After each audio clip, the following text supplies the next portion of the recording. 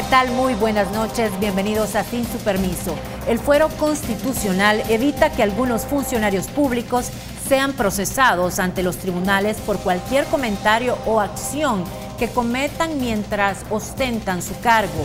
Es la Asamblea Legislativa la única entidad que puede quitar ese privilegio y ayer lo hizo al magistrado Eduardo Jaime Escalante Díaz por el supuesto acto de abuso sexual contra una menor. Este caso ha revivido el debate sobre los alcances del fuero y también sobre los abusos en contra de los menores y los castigos que la ley impone. De eso hablaremos esta noche con nuestras invitadas. En el set, Patricia Valdivieso, diputada de Arena, y la licenciada Rosa Quintanilla, gerente del programa de apoyo a sociedad civil y punto focal de gobernabilidad en los derechos de la niñez de Save the Children. Y vía Skype, la abogada penalista Marcela Galeas.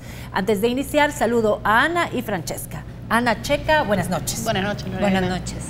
Señoras, buenas noches, bienvenidas. Un gusto poder compartir con ustedes este tema tan importante para nuestra niñez, para nuestra juventud y por supuesto para todas las familias. Así es, pues es un gusto para mí estar acá con ustedes y un saludo a todos los salvadoreños que nos acompañan esta noche. Diputada, iniciamos con usted. ¿Satisfecha con la eliminación del fuero al magistrado? Completamente satisfecha. Creo que el día de ayer le hemos dado un mensaje a la población y a los niños que sufren en silencio que serán escuchados. En la Asamblea Legislativa hemos hecho con celeridad un proceso que tal vez muchos esperaban que se tardara más o decían, ¿por qué tanto? Hasta van a llegar a 60 días. Y dice la ley hasta 60 días. Y como vimos, fue un resultado muy rápido y así debe de ser, ¿verdad? Porque el fuero no es tapadera para ningún delito ni debe de ser. Pero desaforado no significa que es culpable.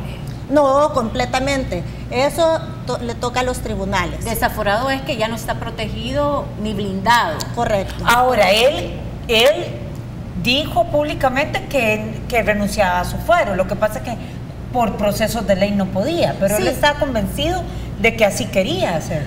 Muy bueno, yo pienso de que es algo bueno, de que él mismo quería renunciar. Muchas veces ha sucedido y siempre se ha dicho que no se puede, que es un proceso formal que se debe llevar y así fue. Pero lo bueno es que se hizo y no hubo ningún obstáculo que alguien dijera que no se haga. El punto es que la culpabilidad o la inocencia será en los tribunales y lo que nos toca a nosotros es ver si había los suficientes elementos para formación de ley. Diputada, ¿y habían los suficientes elementos y también si desaforándolo no se viola el principio de presunción de inocencia? No, por supuesto que no. Cuando el desafuero es para que él pueda ir a tribunales y su defensa va a funcionar. Es más, se presentó con su defensa en la Asamblea, en la comisión, en el Pleno el día de ayer y tiene derecho. Lo que yo pienso es, la gente que tenemos fuero, las personas que tenemos fueros, tenemos que entender que eso no es ninguna protección especial a la que tenemos derecho, no importando qué es lo que ha pasado. Una cosa es el fuero por temas políticos, por temas oficiales, y para evitar una persecución política, y otra cosa es tener fuero para un delito común. Hablando de presunción de inocencia, yo no sé si está lista Marcela Galeas, ella nos acompaña porque estaba en la Unión. El punto de la presunción de inocencia lo retomo en la exposición pública que hacen del proceso de antejuicio en la Asamblea, porque hasta dónde ese proceso tan abierto, Marcela, y tan público, vuelve a una persona que no ha sido declarada culpable por los tribunales, culpable públicamente. Buenas noches. Buenas noches, Marcela, y bienvenida, gracias. Muchas gracias. Saludos a los televidentes de Sin Su Permiso, gracias por la oportunidad de estar con ustedes. Inicio mi participación diciendo que el que se haya desaforado al magistrado no implica que se le esté condenando. Lo que, como dijo la diputada Patti Valdivieso, lo que se hizo fue quitarle el blindaje para que se inicie la persecución penal. ¿Qué sucede con esto? En ningún momento se debe utilizar la figura del fuero como una figura para catalogar o para propiciar la impunidad. Ya fue desaforado. Ahora, ¿qué sucede? Debe de iniciarse la persecución penal, siempre observándole las garantías penales mínimas. ¿Cuáles son estas? La defensa técnica de él, es decir, que un abogado o abogada le asista, asimismo, que se le tenga como parte igual en todos los procedimientos dentro de la jurisdicción penal, asimismo, se le otorgue aquel derecho de igualdad procesal y material, es decir, que no se le violente ninguna garantía y que se le tenga hasta el final del proceso como una persona inocente. Ya es labor de la Fiscalía, si se le condena, si logra los elementos suficientes para su condena. Marcela, y todo este caso debería de tener reserva desde su opinión legal. Lo que sucede es que se está tratando de una menor de edad, de una niña. Entonces existe la vulnerabilidad para esta menor, para esta niña. En estos delitos sexuales existe tanto la protección al derecho de la libertad sexual, así como el de la indemnidad del menor. Cuando hablamos de indemnidad del menor, para este caso de la niña, básicamente estamos hablando de que no debe de interferirse en la forma del desarrollo de la personalidad y dentro de esta de la sexualidad de esta niña. Por ello debe de cuidarse y de reservarse la identidad de la misma. También hay que recordar que la LEPINA, es decir, la Ley de Protección a la Niñez y Adolescencia, está vigente y esta ordena la protección integral de los niños. Pero hablando de los niños, y aquí que está la licenciada Quintanilla de Save the Children, vuelvo al tema, y yo no estoy defendiendo en ningún momento a nadie, pero me pongo en los zapatos de tanto de la niña como del supuesto victimario. Es hasta dónde la publicidad de este antejuicio expone a la niña y también expone la presunción de inocencia de un funcionario. Bueno, primero, buenas noches, gracias por la invitación. Save the Children está trabajando fuertemente para generar ambientes protectores para la niñez y adolescencia en El Salvador. Este caso obviamente se ha ventilado mediáticamente y eso tiene sus consecuencias. Conocemos el repudio que dan los actos de violencia sexual en contra de las niñas y los niños. Y eso es bueno, socialmente debemos repudiar, es inaceptable cualquier abuso, negligencia, explotación y otras formas de violencia. En este caso entendemos que el funcionario está siendo procesado ahora mismo por un caso. Esto va generando imaginarios que nos permiten poder abordar los procesos. Como usted dice, hay un peligro, hay una línea muy delgada cuando hay demasiada información diciendo que es culpable y también una línea de desprotección para la niña en este caso. ¿Por qué? Porque hay mucha presión. Siempre los adultos han justificado los casos de abuso. Dicen, no, ella lo buscaba, no, era la mamá, y están, constantemente validando esas conductas. Entonces, es un caso que hay que tener muchísimo cuidado. Nosotros desde Save the Children repudiamos todo acto de violencia sexual y queremos que se garantice la protección de esta niña. Pero, licenciada, ¿cómo le parece a usted que se ha manejado el caso? Porque yo siento que, a diferencia de otros casos de abuso sexual a menores, sí siento que se ha resguardado la identidad de la niña hasta donde se ha podido. Pero te han dado características de dónde ha sido el lugar. De dónde vive, claro. O sea, los vecinos de la niña saben quién es la niña, los amigos de la niña. Pero fueron ellos los que alertaron de acuerdo a las declaraciones. Pero es que mi punto es hasta dónde la exposición. Yo no estoy en contra de las libertades de prensa, ni mucho menos, pero hasta dónde la exposición de este tipo de casos vulnera demasiadas libertades. Sí, tal como dijo la abogada, aquí hay que pedir la reserva total de los datos de la niña.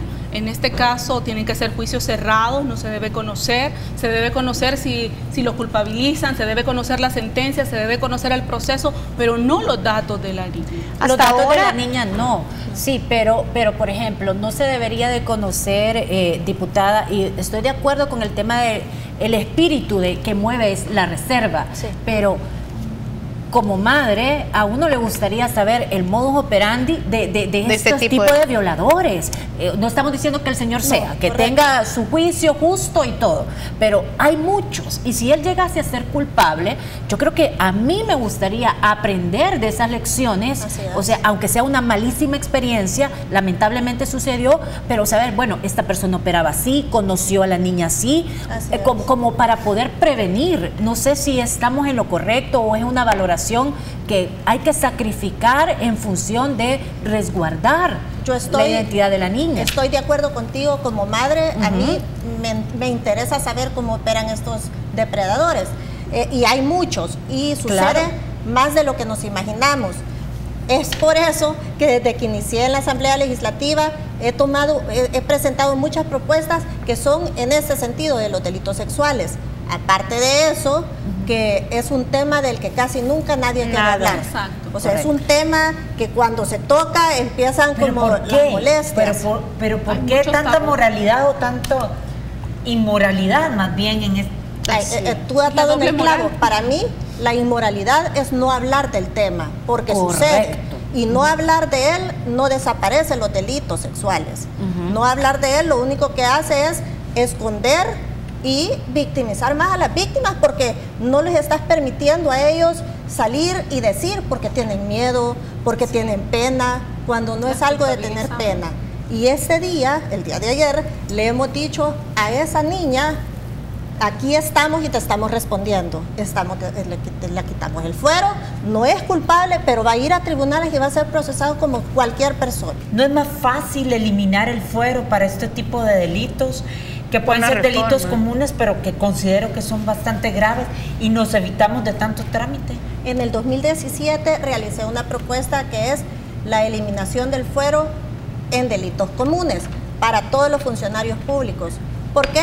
Porque yo considero, y creo que todos los salvadoreños consideramos, que un delito común no lo debe cometer nadie, no solo una persona que no es funcionaria pública, sino que todos tenemos una responsabilidad de cumplir la ley. Y si la estamos violando, tenemos que afrontar la ley como cualquier persona. Y, por supuesto, tengo que reconocer que es necesario el fuero en ciertos casos si no veamos los resultados que tiene la población con sus políticos de oposición en Venezuela, que tienen presos políticos. Y, por supuesto, la libertad de expresión allá no se respeta.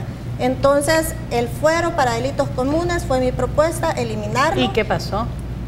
Te voy a decir que tuve una respuesta de 19 firmas que necesitaba motías porque es una reforma a la Constitución.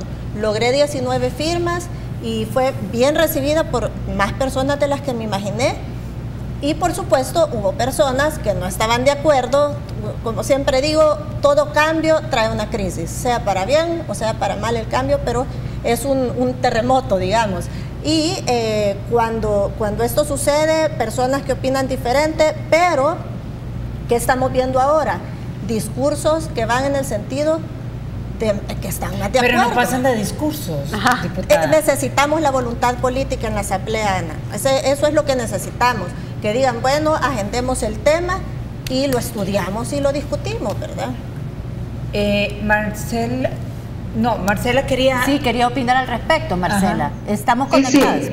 Adelante, Marcela. Con respecto a lo que a la pregunta, si era necesario quitar o no el fuero. El fuero es una condición de procesabilidad. ¿Qué significa esto? En palabras sencillas, que es un estadio previo para pasar al derecho penal, es decir, a la sede judicial. Para algunos esto lo ven como mero trámite o simplemente es dilatar el proceso, pero existen estas condiciones de procesabilidad o procesalidad porque el derecho penal es la última razón, es decir, debe de agotarse la vía administrativa u otras vías judiciales antes de que se aplique el derecho penal. ¿Por qué? Porque las sanciones penales son sanciones graves. Por lo general, casi siempre se castiga con las penas de prisión. Por eso es que existen las condiciones objetivas de procesabilidad. En este caso, el fuero es una. Otra también, el por qué existe el fuero, es básicamente un blindaje para el cargo, no para la persona, sino que para que aquella persona no sea un blanco. No estoy diciendo que en este caso el magistrado sea un blanco, sino que también puede suceder que existan denuncias falsas o denuncias para separar a una persona de su cargo, y mientras es investigado esta persona, entonces básicamente se lograría el cometido de la denuncia, ¿no? En el caso que fuera falsa. No sabemos hasta este momento, es muy prematuro decir cuál va a ser el desenlace de este caso. ¿Por qué? Hasta el momento se han presentado indicios. Los indicios no quieren decir que sean elementos probatorios. Hablamos de prueba ¿hasta cuándo? Hasta cuando estamos en la audiencia de sentencia o vista pública. Hasta ahí hablamos de elementos probatorios. Hasta el momento existen únicamente indicios.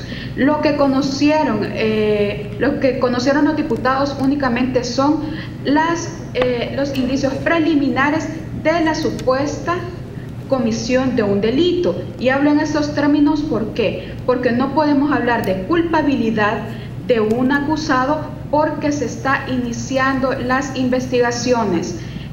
Los indicios que muestran la participación de él son indicios de que estaba en el lugar, pero no del hecho como tal. Está bien. Sí, pero igual, esos indicios hicieron que los diputados tomaran la decisión de eliminar el fuero. ¿Bastó con esos indicios para hacerlo? ¿Cuál es su opinión al respecto, licenciada?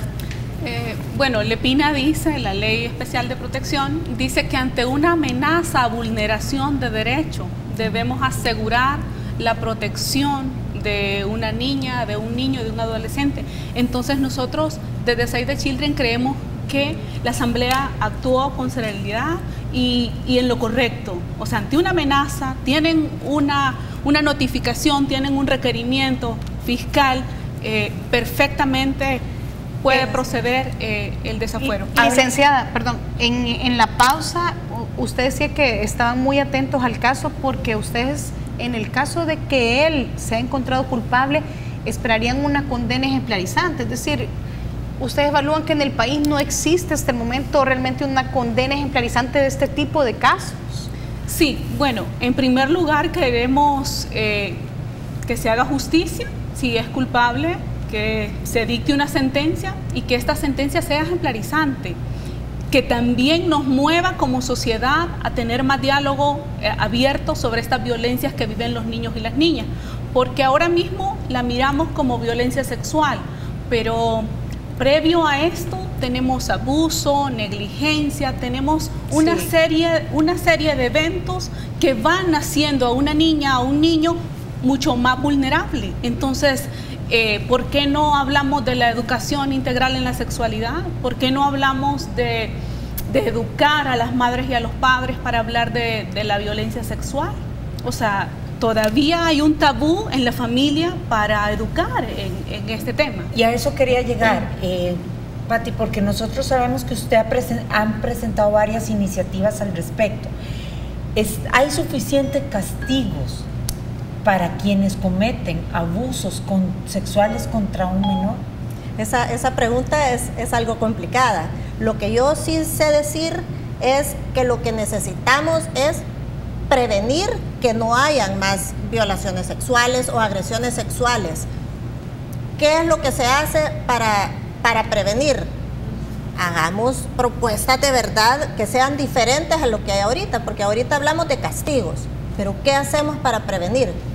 Ya está la propuesta del Registro Público de Violadores, que fue aprobada con un poco de cambios, no es tan pública como quisiéramos.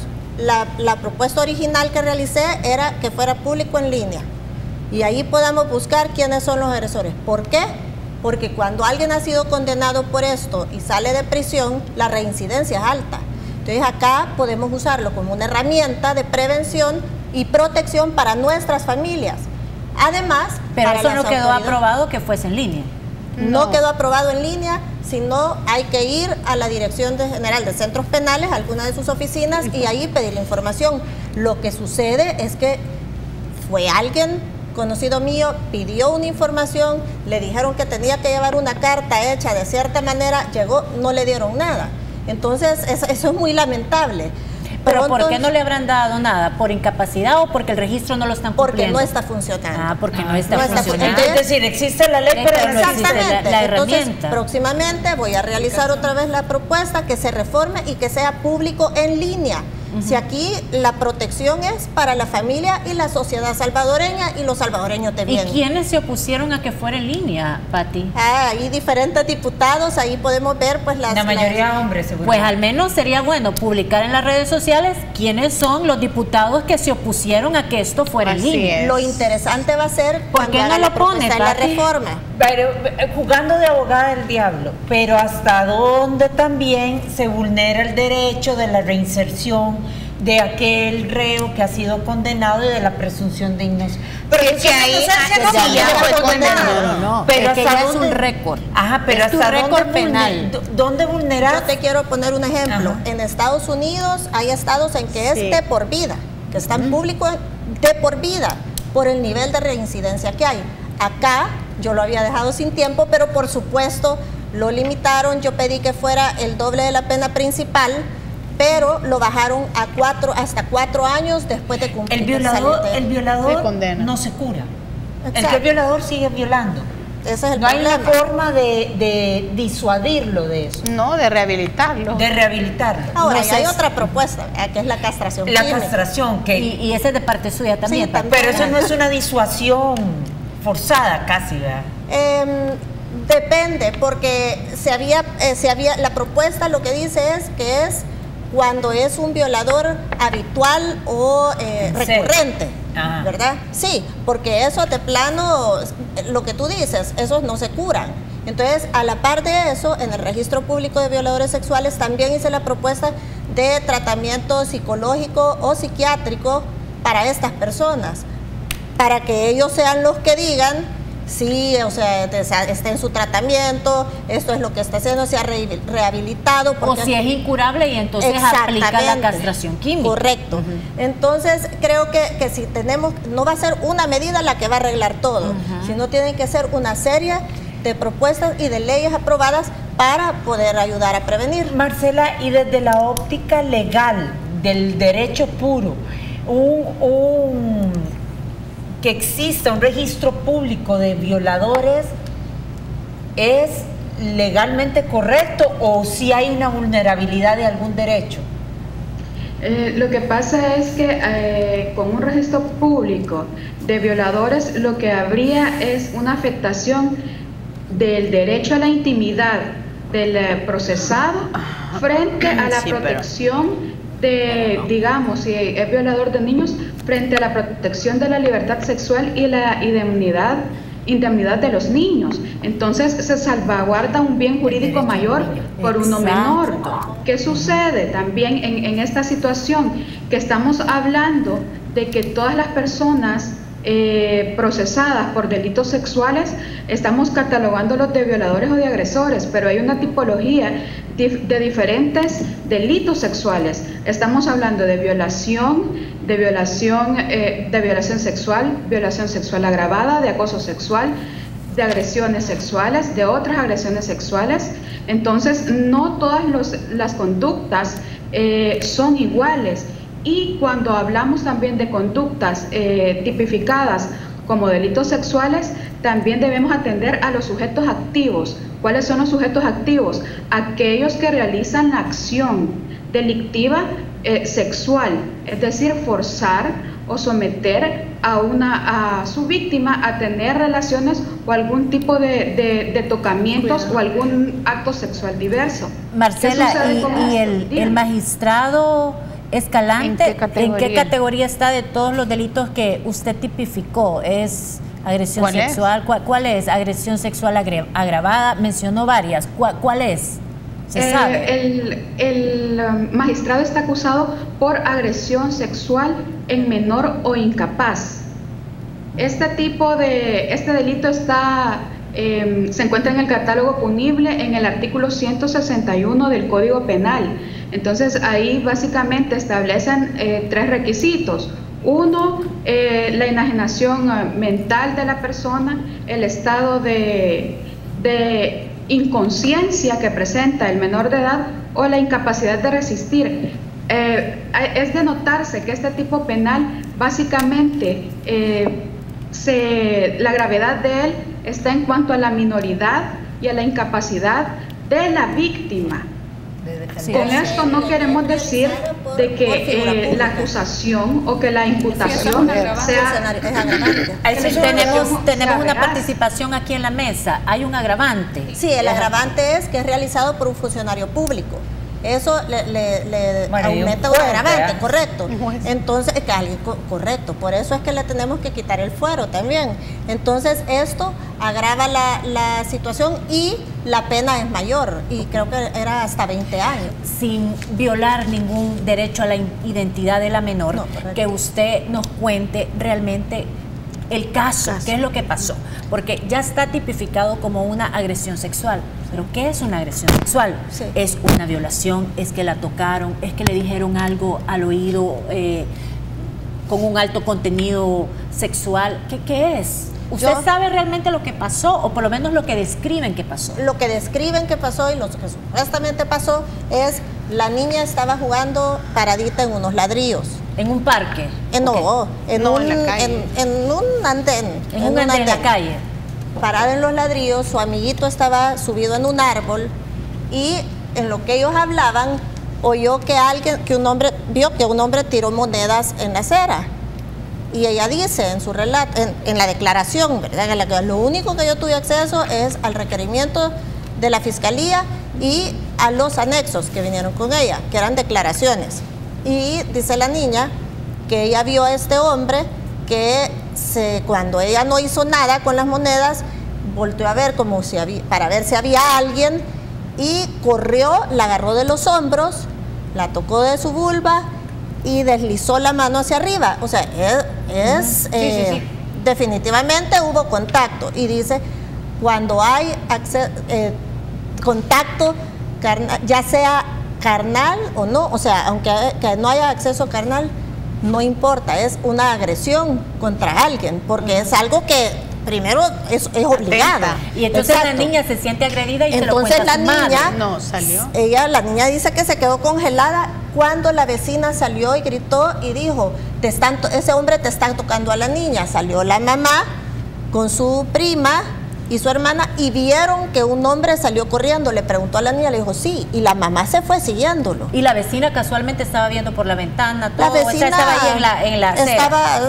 Estaba en los alrededores y ella logró ver. Y otro señor vio a este hombre que se bajó de un carro. Y ahí es cuando les dijo, ese hombre se bajó de ese carro. Entonces ya ahí es cuando ven de quién era el carro. Ahí fue el momento. Por la experiencia que tiene Save the Children acompañando y verificando este tipo de cosas, de casos, es un caso que es fácil para la víctima ser retribuida judicialmente con una decisión, valga la redundancia, judicial, o termina siendo subjetiva la valoración de un juez. Bueno, la violencia sexual en el país es poco denunciada, y más allá de las agresiones, o sea, donde encontramos más sentencias es en violación, que hay... Porque hay una prueba. Una prueba, exacto. Pero digamos en este caso, que es el testimonio de una niña, que para mí es totalmente válido, y el testimonio de una vecina, pero está también una estrategia de defensa que supongo yo que tiene la defensa del magistrado. ¿Hasta dónde esa estrategia termina convirtiendo a la niña de víctima a victimaria? Bueno, la niña O sea, ella es sujeta de protección, ella debe de estar protegida siempre. Aquí hay varios elementos que no conocemos. La edad de la niña, en el contexto en el que estaban, si habían o no más adultos. O sea, hay muchos elementos que no se conoce que la edad no de se la niña. conoce. ¿Cómo no? La niña tiene 10 años.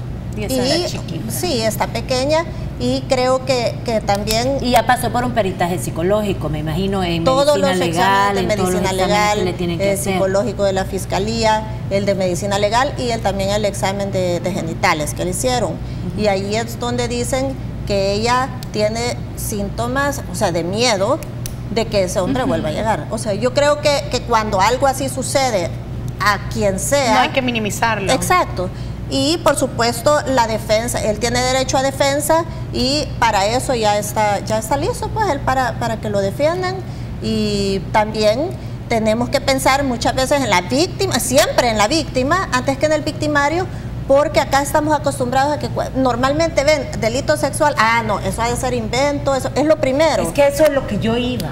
Es que tan fácil es probar esto. Sí, que ante tan un fácil es tribunal. probarlo. Ante un tribunal, porque como usted explica... No es que estemos porque es dudando que difícil. sea verdad. No estamos dudando no. que sea verdad. Lo que estamos diciendo es que es un caso tan complejo que Culturalmente. difícilmente Culturalmente se va a no le poder hemos probar, creído a las o no, víctimas. ojalá.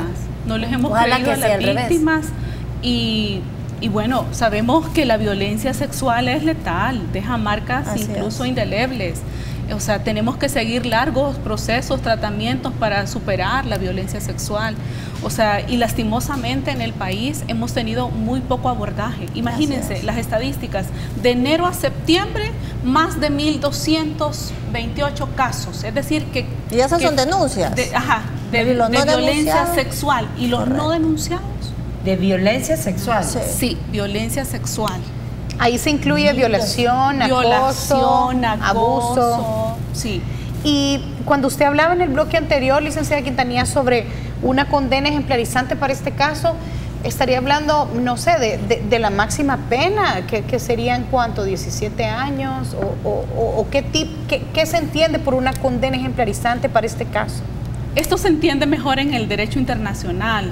Por ejemplo, donde vamos a la Corte Interamericana y la Corte Interamericana dice: a ese parque donde estaba esta niña le vamos a poner el nombre de la niña.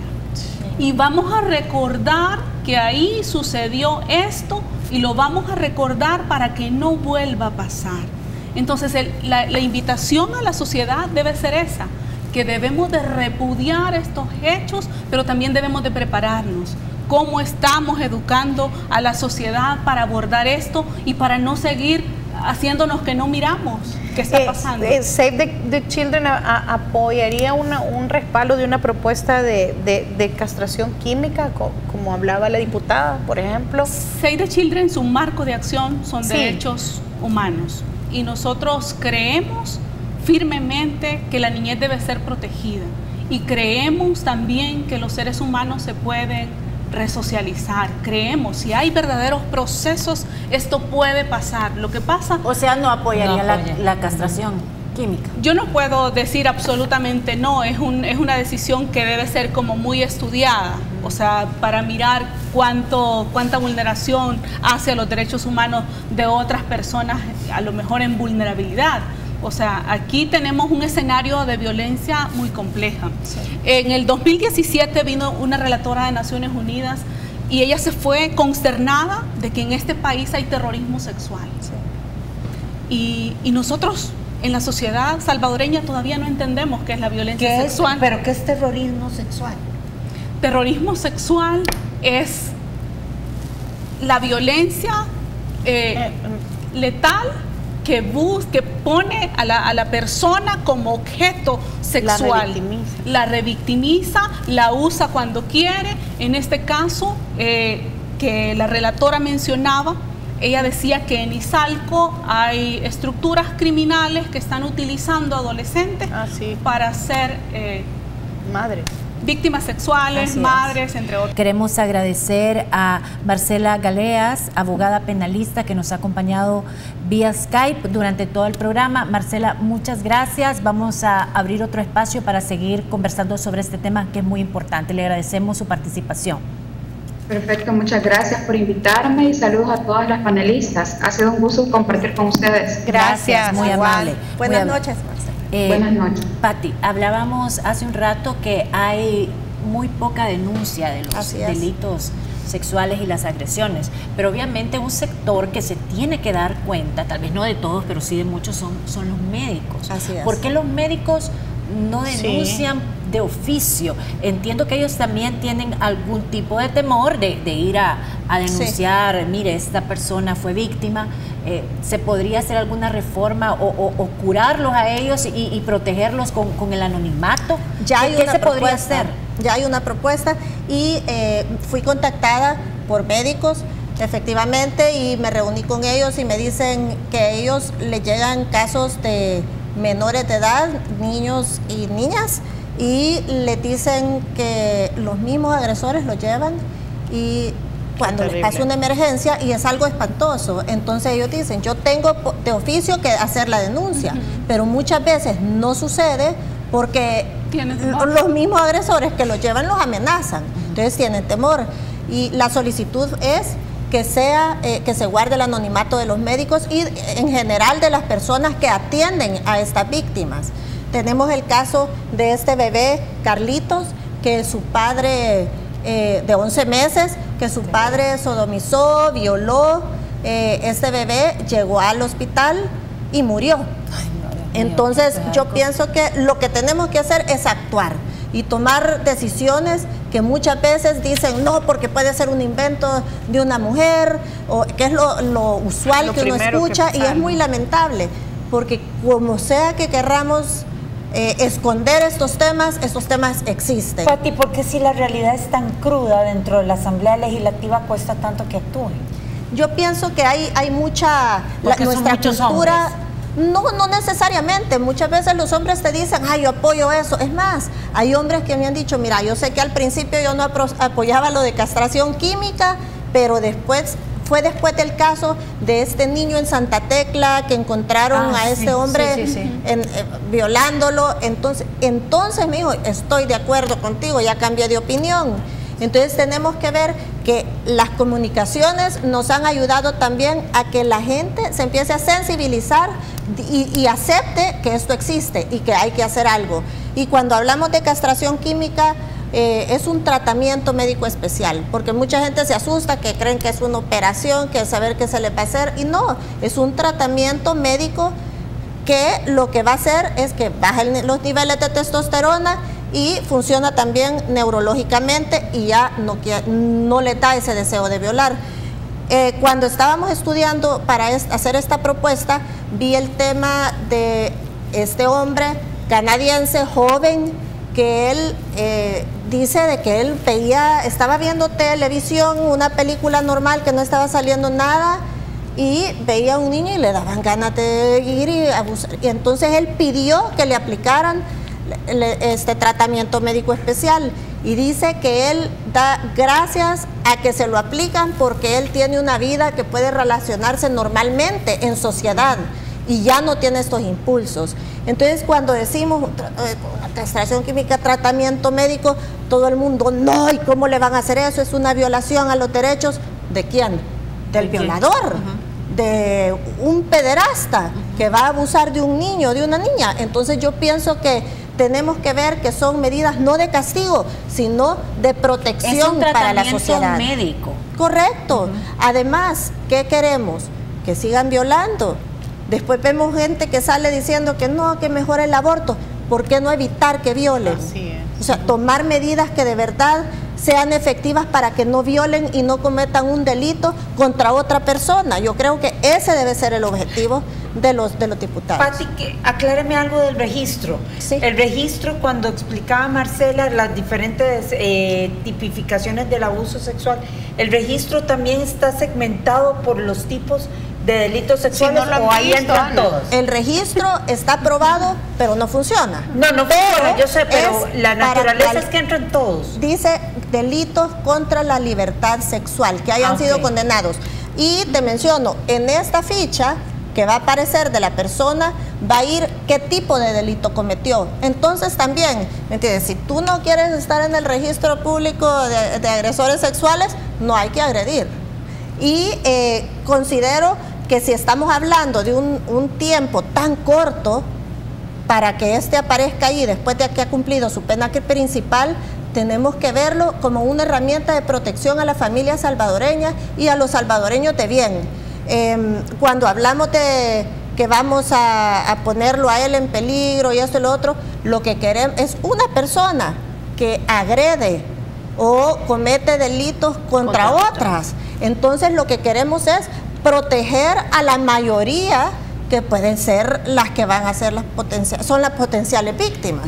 Y legalmente, la ley permite que, como el caso de Santa Tecla, porque son los padres que están propiciando que el niño se vuelva, que se prostituya, ¿no deberían quitarle ese niño a esos papás?